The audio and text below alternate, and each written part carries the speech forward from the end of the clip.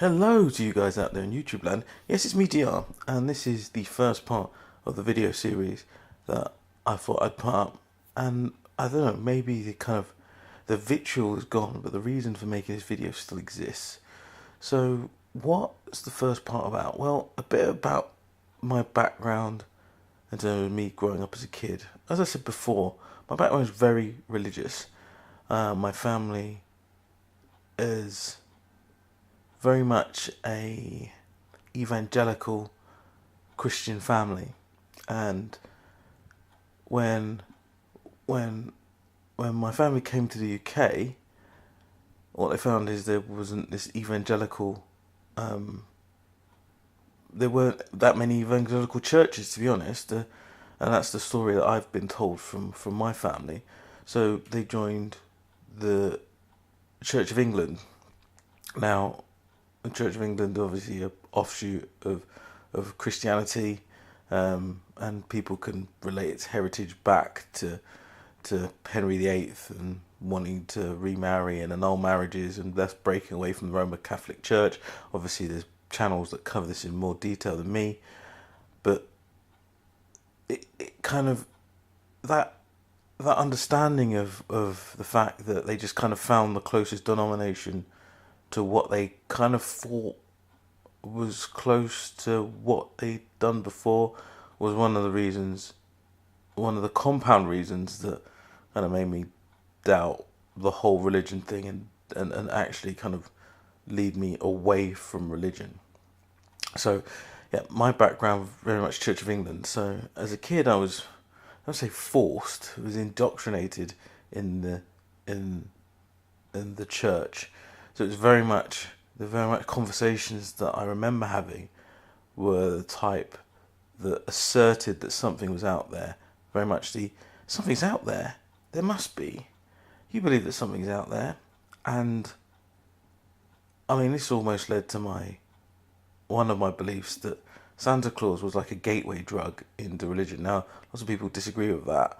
I'm on the fence. I think believing in the phantom wizardry of this thing that knew you were bad and good was, for me personally, a gateway to there's something bigger that believes, that knows that you've been bad and good and knows things about you. So my childhood was very much about the church, and strangely enough, like most people's, it was the going to church every Sunday. That's something my mum wanted me to do, so I did.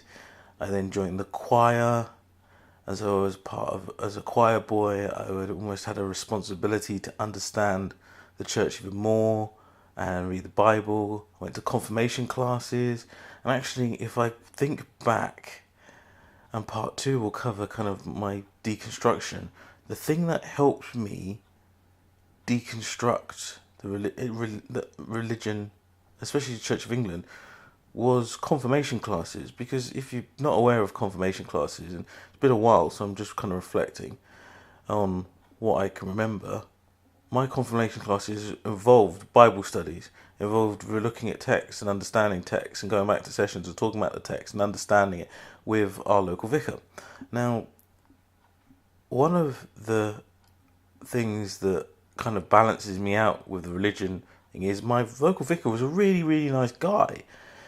He wasn't, he was really sensitive, he listened to you, obviously he had a presupposition to guide you towards the Bible, but he was a really nice person.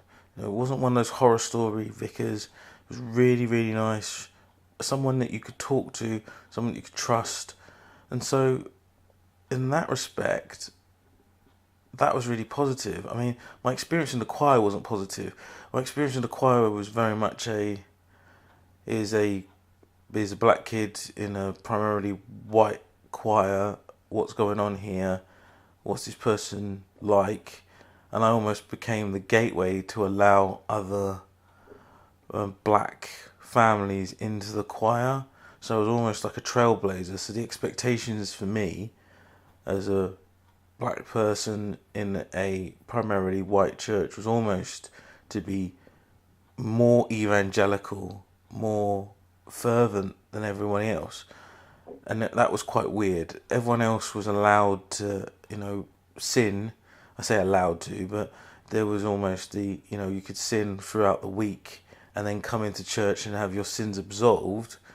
Whereas for me, that really wasn't the case. There was situations where I'd made honest mistakes, but actually those were carried on and compounded and made part of my identity, quote unquote.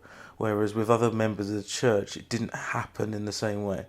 And strangely enough, that still happens to my mum in a church environment. It's still, the expectation is that she will be more evangelical. And I can't draw this to race, but I'm kind of trying to look at defining factors, and there's not many. So in my opinion, and it's solely opinion, I think it is a race thing. There was an expectation that the non-white members of the church community were more fervent. We were expected to lead on charity events. We were expected to be part of it. And if we weren't part of it, it was almost you're not as godly as us. Now, you might say maybe my perception is slightly skewed, but that's how it felt. So I was part of all the church functions. So any church function that happened, we would go to it. We'd be so inundated with the church that actually we were so inundated with the church that actually it became quite suffocating and difficult to be around. And that was my experience of the church.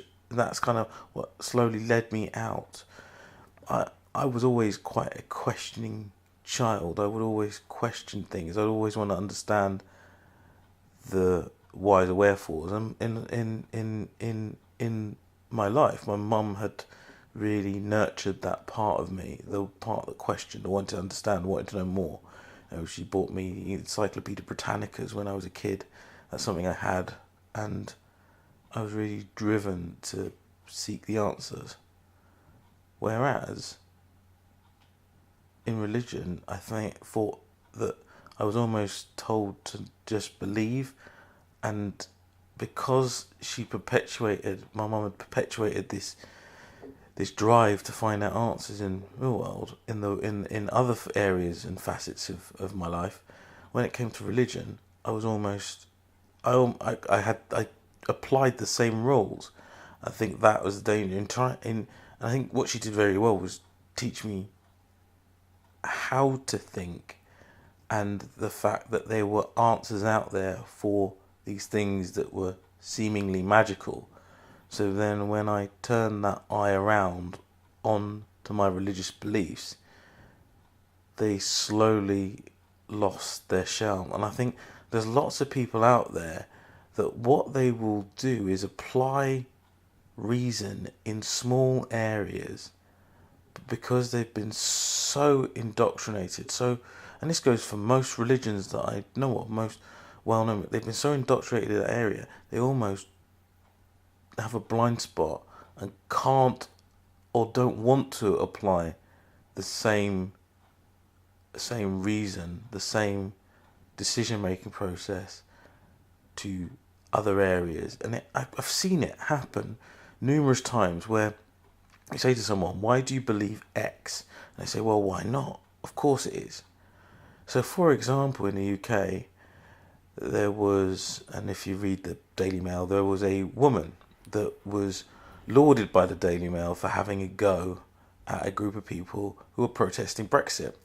And the gamut of the crux of the story was based on a video where this woman was shouting, saying that, Germany was creating rules for Britain and so on and so forth. Now, anyone of any sort knows that the whole Brexit issue can't be just quantified as in shorthand like Germany makes the rules. It's more complicated than that. But she just applied this reason all the time. She just applied this narrative and wasn't able to listen to any other narrative. There was just a cognitive dissonance there that I don't want to listen to you. I've made my choice and I've made my decision, and that's it. I think the same thing applies to religions. People look at it from their perspective and are unwilling to look at any other perspective, and thus they've said they're right, they've paid their dues, they've bought into the belief structure that therefore they're right and nothing can change. I think that's dangerous, and I think that's where what my mum did in teaching me that there are answers to questions, and it's actually, and maybe I was stealing this from the atheist experience, but it was okay for me to say at some point, I don't know, and that was okay because I could find out. I think doing that really helped me start the journey of looking at my religious beliefs. Now I'm going to cover other videos where I cover that journey, but I think that gives you a bit of an overview, a bit of background in terms of where I was in the beginning. And maybe watching this video you'll find some echoes in where you guys were. I'm just keen that I put this in video form. I record this just even for my own selfish reasons. Anyway, this is DR saying peace out. Have a safe journey wherever you're heading. Bye.